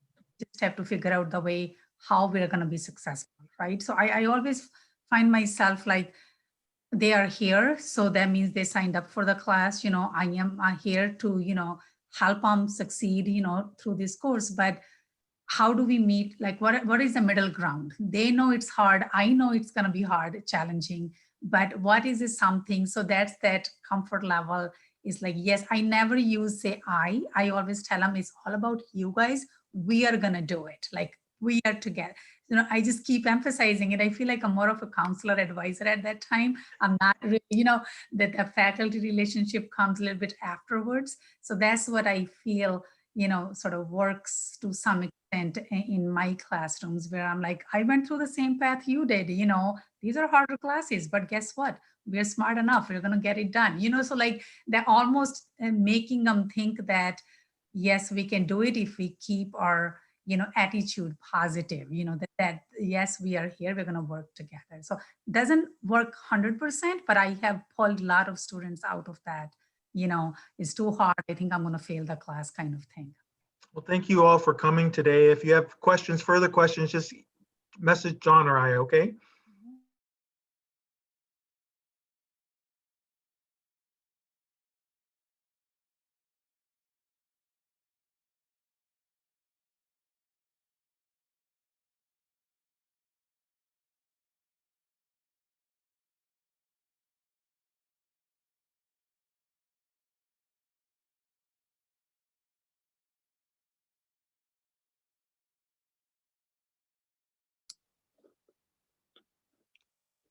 All right, hi everybody. You don't look as tired as I expected you to look. I don't know, that's a good thing. Lots of good energy. There's 7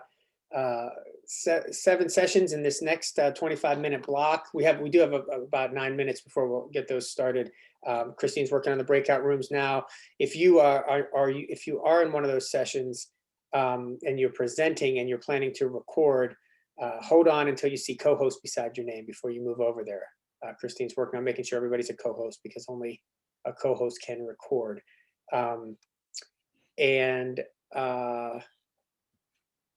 I think that's, oh, sorry, David, I got kicked out. Yeah, yeah, once you're kicked out, you're kicked out. That is it. That is it. It is merciless. Zoom is merciless. I want to encourage you. I know some of you have been here all day long, and so stick around for this one. And then after this is the tour of the coffee lab. And so I hope you'll be able to see a little bit of what's going on there. We have it set for 45 minutes. It doesn't mean you have to stay the whole 45 minutes. We wanted to leave time for question and answer with the directors of the lab, one of whom is an accountant and the other is an anthropologist. They'll talk a lot about the work that they're doing with the coffee growers in Guatemala, and the roasting that we do here at the lab, and then the selling of the product, not just coffee, but textiles, other products from Guatemala, as part of our efforts to make sure we're getting fair prices for those folks. So I hope you'll be able to stick around for that. Thank you, Dr. Hand, for the compliment. Christine does indeed rock. That is empirically verifiable. Oh yeah. You rock too, Dr. Hand. Well, only sometimes. It's harder to rock over Zoom. It sure is. It sure is. We've really made the most of this day. Again, you'll all get a chance to respond anonymously for some feedback, but I was so impressed with the engagement. I know a lot of us have Zoom fatigue just because we've been on so much of these, both with classes and with professional engagements. But I've really been excited to see people engaging with one another. So thank you all.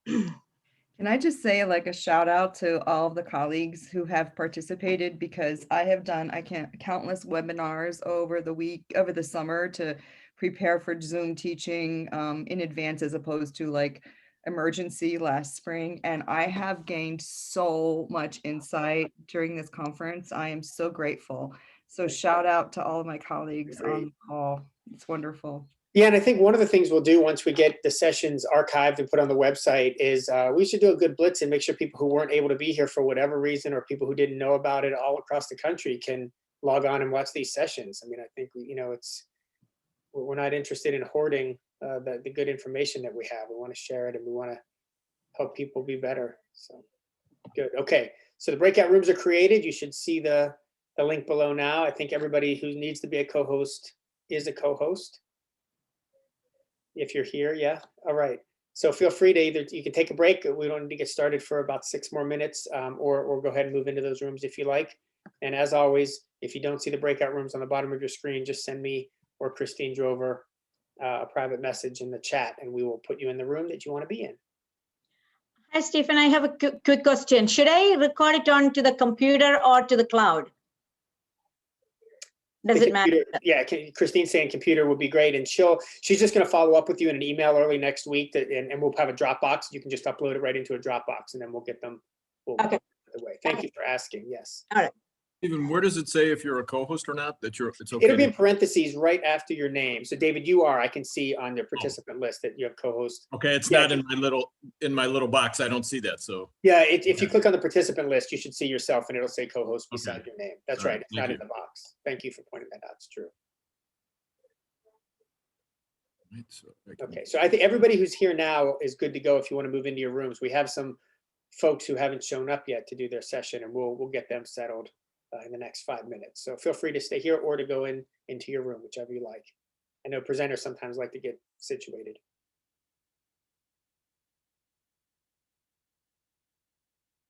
Yes, Scott, we'll get you moved in.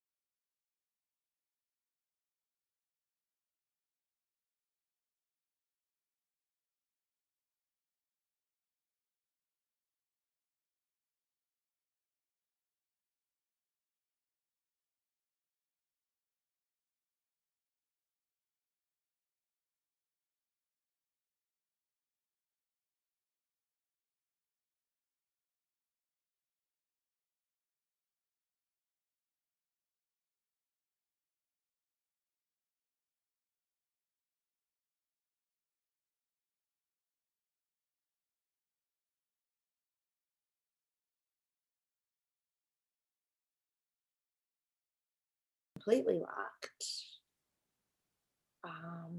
So let me go. I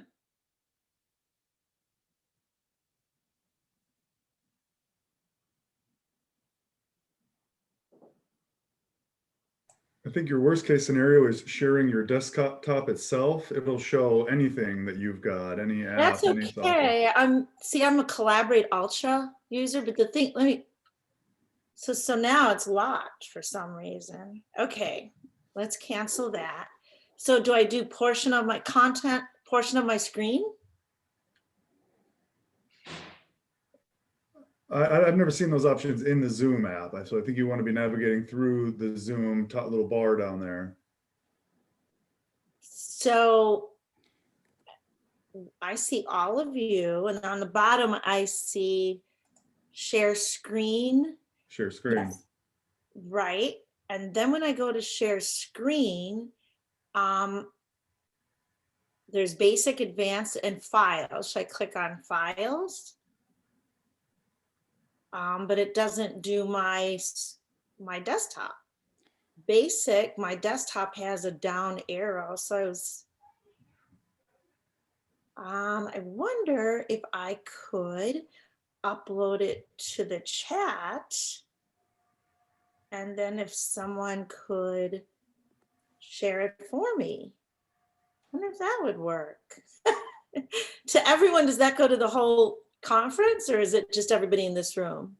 Actually, I think I can do that for you. Okay, hold on. Now let me get rid of the, okay, so. It will have to be someone with co-host privileges to be able to share their screen in the session.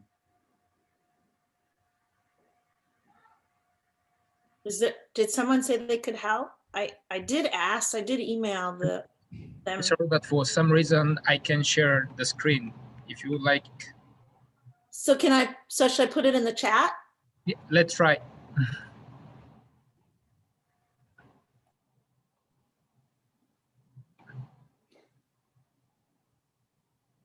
No, let me see. No, it's a Canva. It's like a PowerPoint. I'm sorry, I reached out to the conference people yesterday, telling them that I did an experiment and I couldn't get it up, and asked for help, but they were probably so busy planning. And I also asked not to be recording. Stephanie Whitus in the chat is giving you some tips. If you look in the chat, maybe that will help you. You're the best, thank you. Under basic, choose the window you see. I think we can all share. Can you click file here in the chat and attach your file? I tried that and it's not allowing me to access my desktop. So it just gives me OneDrive, Google Drive, or Microsoft. I'm on a Mac.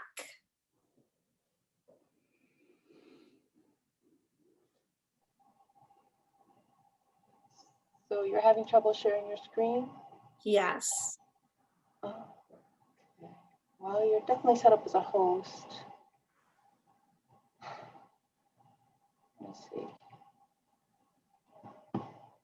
So you do see the share screen icon you were saying?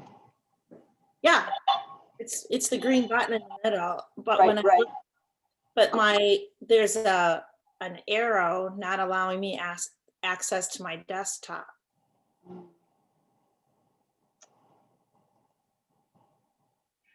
And I don't know if it's because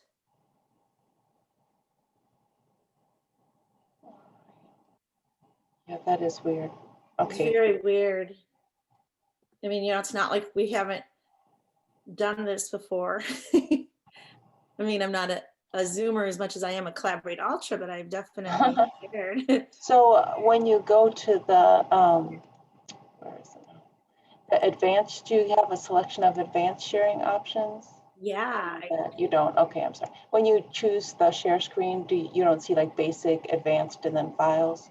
Yes, I do. I've tried So when I went to advanced, I see slides as virtual background. I tried that. Portion of the screen.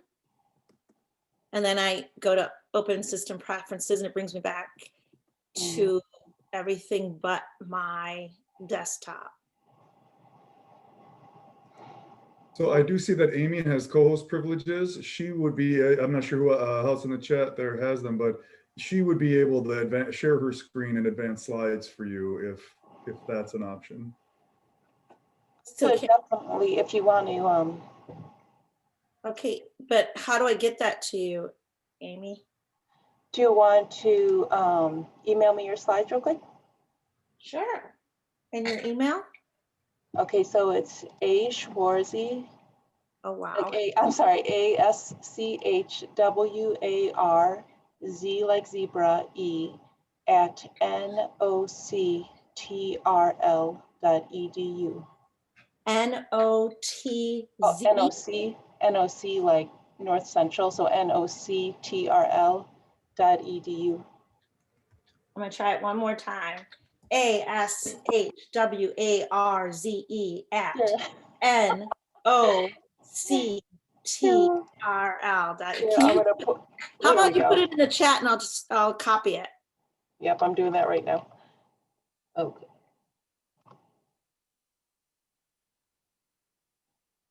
Got it.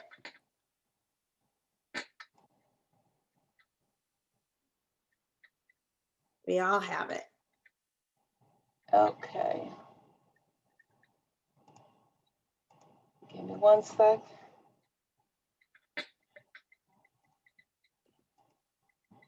Just 1 second. Of course, my computer is.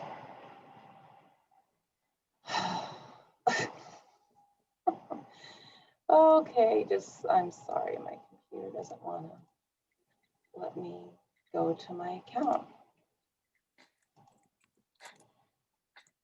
All right, just bear with me here. I don't know why it's doing this. Okay, here we go.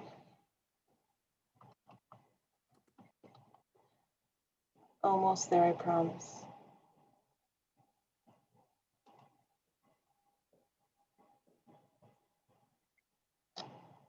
Okay, I'm waiting for it to, oh, it might be my junk mail, so just a sec. I don't see it in my inbox. It's on its way. Okay.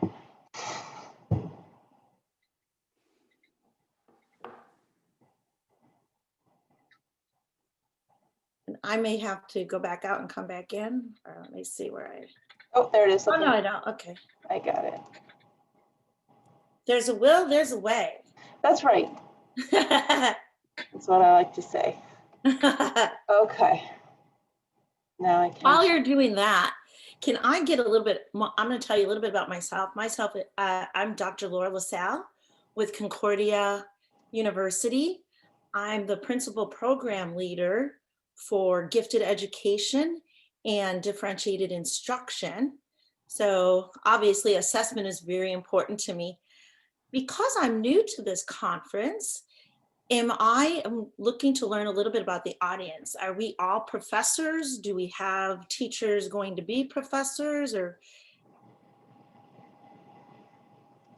tell me a little bit about that if someone could. I am a professor at Aurora University and I teach chemistry. Oh, wow. Science was not my favorite school, but biology was. But okay, so it's just by the chat, I see that we are almost all professors. It's nice to meet. I have an English instructor, Christina. Thank you.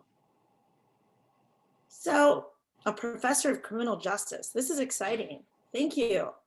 Here we are. We have 16 people on a Saturday at 3:30. We don't have a lot of time. A social worker. I can't pronounce yours, Bosco. A mechatronics instructor. You'll have to tell us about that. Mechatronics. Mechatronics. Thank you.